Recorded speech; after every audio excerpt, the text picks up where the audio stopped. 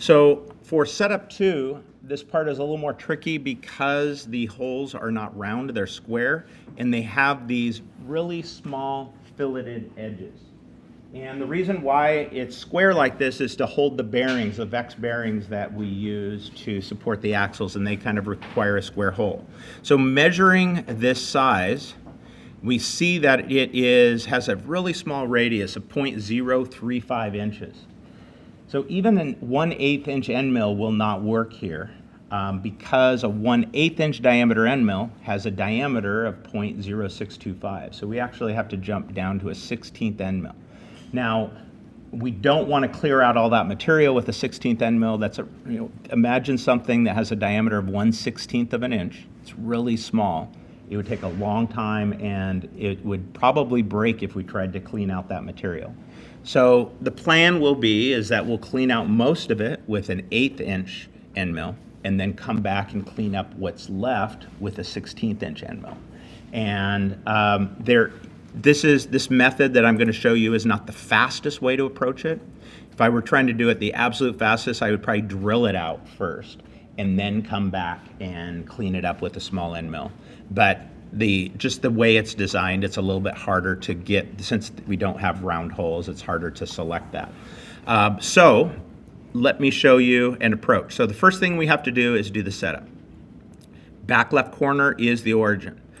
So I'm going to just go, the way I typically do it is go selected point, select this back corner. Then I go up here and I go select Z axis plane, X axis.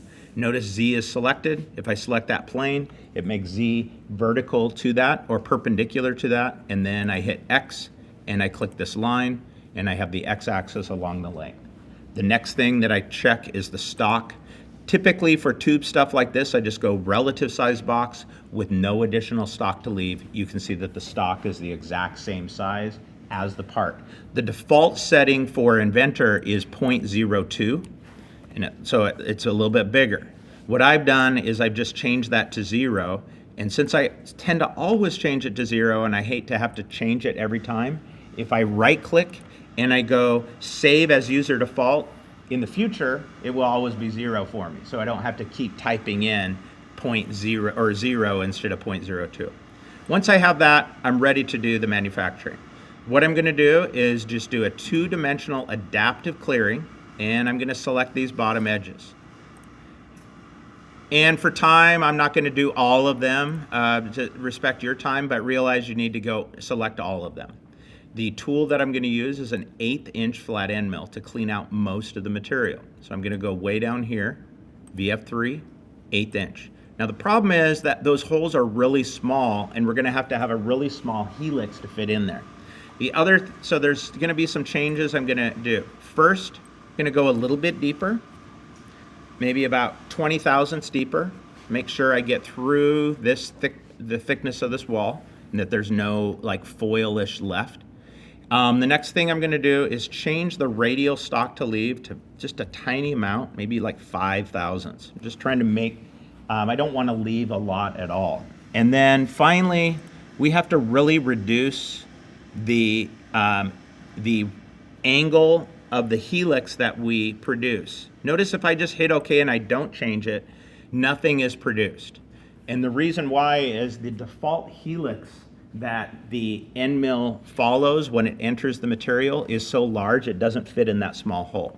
So you need to go, and there's a little check mark saying that there's a warning, and you can see that nothing is produced. So I'm going to double click here, go here and change the helix to, I'm going to try like 30 thousandths and see if that works. It has to be pretty darn small. Okay, so that's why it didn't fit. So now notice the little helix goes in. It's going to take some time. Drilling it would be quicker, but I don't have any in the model. I don't have any holes, so that's what we're going to do. So now we've cleaned out some material. We've left 5 thousandths around the perimeter, but that end mill left more in this corner because it can't fit in that corner. That end mill's too large. And so what we need to do is go to a smaller end mill. But I don't want to machine everything with a smaller end mill. So there's a way to do this. We're going to go 2D adaptive. Actually, there's a couple ways. I'm going to try this. I'm going to right click and go create derived operation. and then I'm going to go 2D adaptive. And I'm going to select this a different tool this time. I'm going to select a 1/16 inch end mill, and I think that's way down here at tool 28 on our machine, so just smaller diameter. I'm going to select that. I'm going to click here and go to rest machining. What rest machining does is it machines whatever is left from the previous operation. Okay, so it doesn't do everything. It just says, okay, a lot of it was already cleaned out.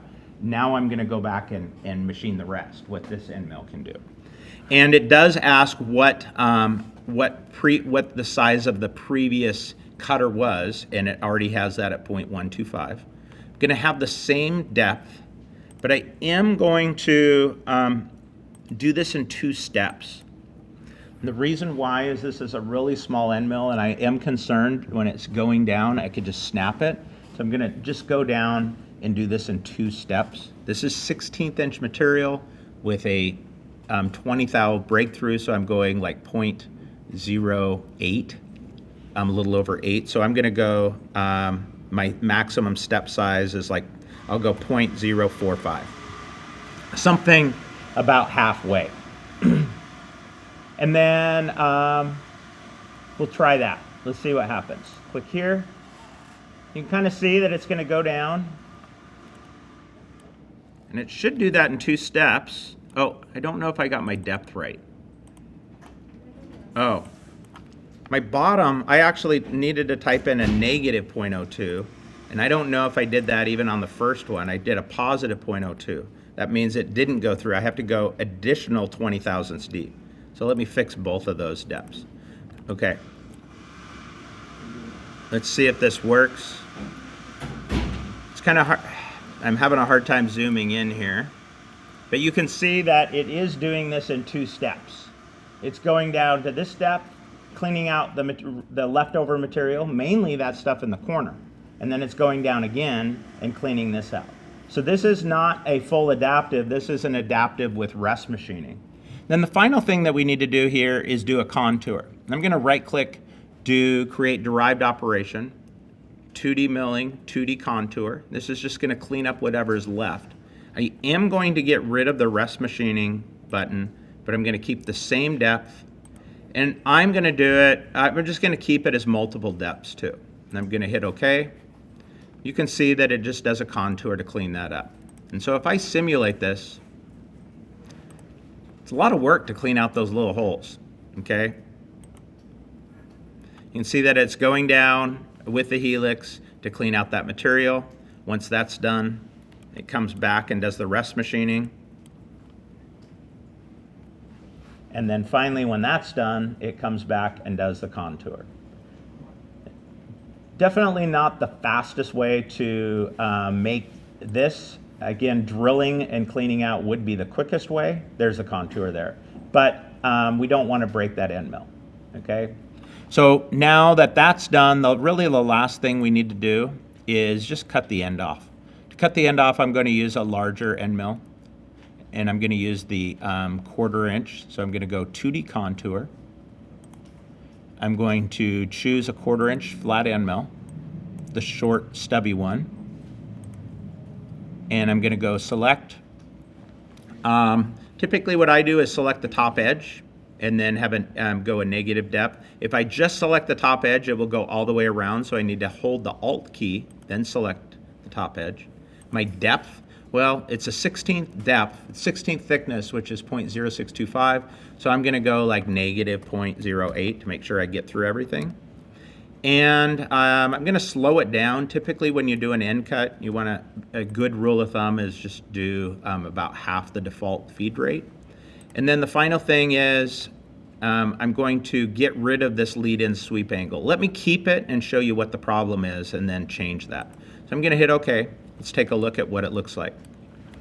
Basically dives in here, goes around, comes out.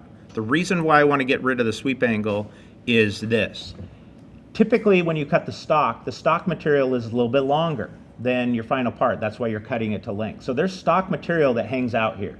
And we're diving right there. that means our end mill is going to cut in and dive right into the edge of that material. I never want to vertically dive into anything. So I'm just going to double click here, change this lead in sweep angle to 0. That's still not quite enough, and I'll show you why. We really need to start way out here. And so the final thing is get rid of the sweep angle, but increase the linear lead in distance. So anything larger than the radius of the end mill is going to work, but I usually just put the diameter and we're good. So it dives into air, you can kind of see, and then cuts that off. And notice the depth that it's cutting. It's cutting, let me rotate it like this. It's cutting just a little bit deeper than the thickness of the part. So basically, you would have this as your setup 2. I didn't save mine from setup 1, so I'd call this setup 2. And then of course you'd have the other one as setup 1, and you'd have 2 different G codes. And so what you're expected to turn in is you're going to highlight all of these. Make sure you do all the squares, not just the first 5 like I did, and then get a snip of this. Then you need to get a snip of this, and then you need to produce the G code. Again, to produce the G code, you select the setup you want to make the G code for, and you go to post-process. Make sure it's the Haas pre-NGC, and then make sure that you have the optional stop turn to no, use G0 yes, and then you can just go post. Typically what I do, if I have 2 different G codes, my setup 1, I would name 1001. My setup 2, I would name 1002. And I'd put both of those G codes into a folder, named the same as the actual part, and then go over and take that to a USB and copy it. Okay? Thank you. I know that the saw in the background makes it tough,